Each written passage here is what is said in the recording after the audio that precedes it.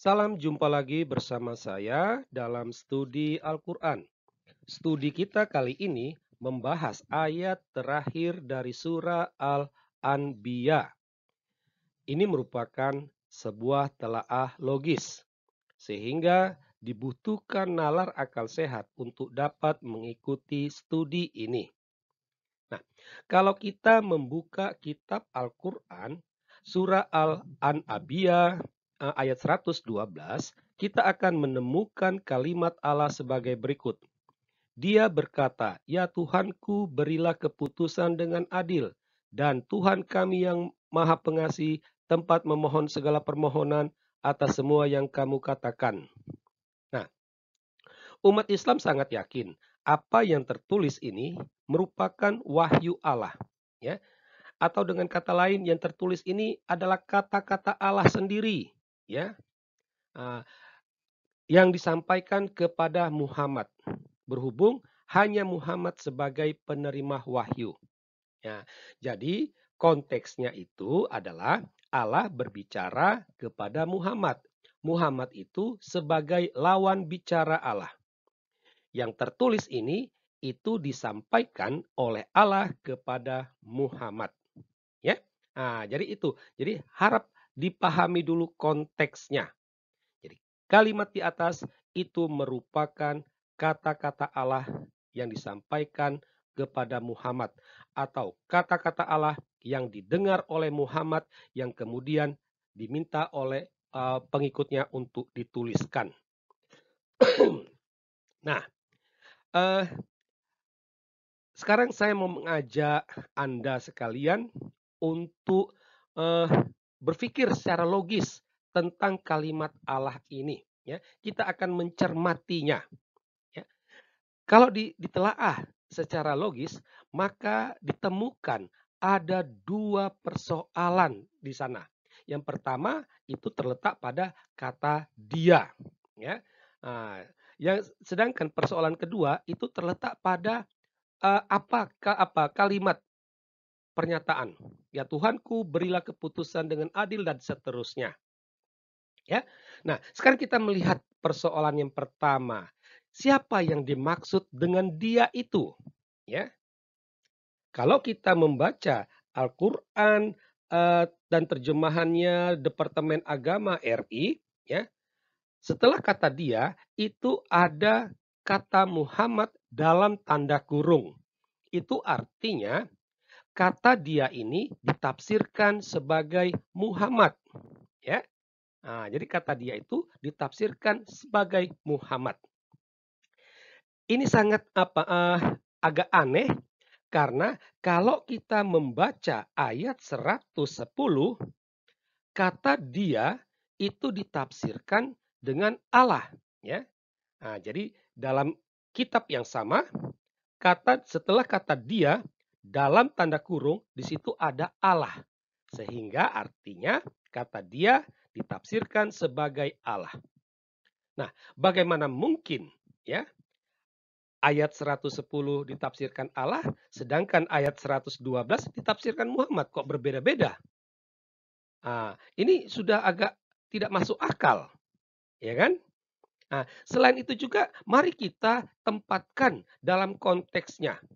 Jadi seperti tadi sudah dikatakan, kalimat di atas itu diucapkan oleh Allah.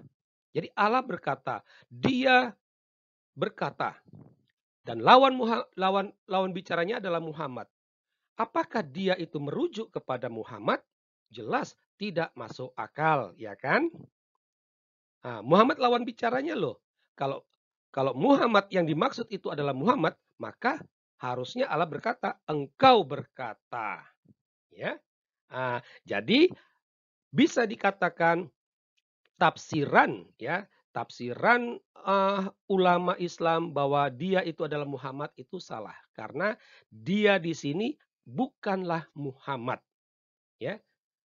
Dia itu entitas lain selain lawan bicara ya. Nah, jadi itu dia bukanlah Muhammad. Lantas siapa itu dia? Tidaklah jelas. Nah, sekarang kita melihat persoalan yang kedua, ya. Di sana ada banyak, eee, pertanyaan yang dapat mengusik persoalan ini, ya. Ah, jadi persoalan ini misalnya, apa kaitan kalimat pertama dan kalimat kedua, ya. "Ya Tuhanku, berilah keputusan dengan adil." Baru, apa hubungannya dengan, "Dan Tuhan kami Maha Pengasih, tempat memohon," apa hubungannya? Lalu apa maksud kalimat kedua, "Dan Tuhan kami Maha Pengasih, tempat mohon," itu. Selain itu, siapa yang dimaksud dengan kamu, ya? Siapa yang dimaksud dengan kamu itu? Dan apa yang dikatakan kamu tadi? Semuanya itu tidaklah jelas, ya. Ini sekali lagi mau menegaskan, ya, bahwa wahyu Allah ini memang tidak jelas. Udah kacau balau, tidak jelas lagi, ya. Nah, inilah yang kita dapat dari kajian logis kita. Masuk akal kan?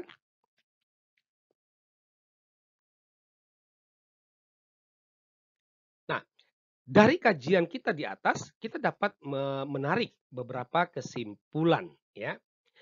Nah, dapat dikatakan bahwa surah ke-21 ayat 112 ini kacau balau, ya. Bahasanya, logikanya, ya, kacau balau karena tidak jelas, ya. Sejalan dengan itu bisa dikatakan juga bahwa wahyu Allah tersebut sangat tidak masuk akal, ya. Bagaimana mungkin dia itu dikatakan Muhammad, dan bagaimana apa maksud dari apa yang dikatakan itu juga tidaklah jelas, tidak masuk akal. Hal ini seakan membenarkan apa yang dikatakan oleh seorang kritikus Islam, J.K. Seldin, bahwa dia katakan Al-Quran itu adalah pikiran orang bingung yang ditulis di atas kertas.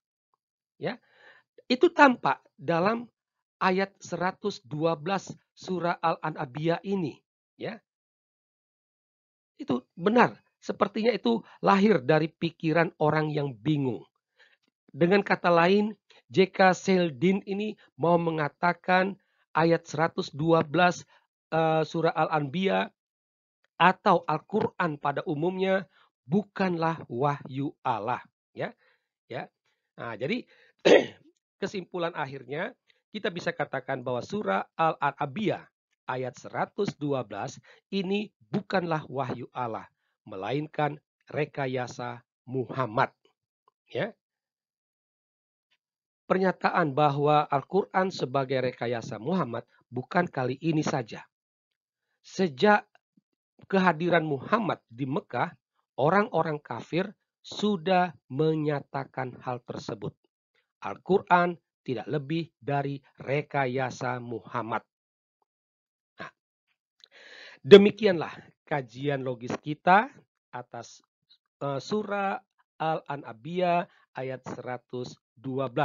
Semoga kajian kita mendatangkan pencerahan bagi Anda.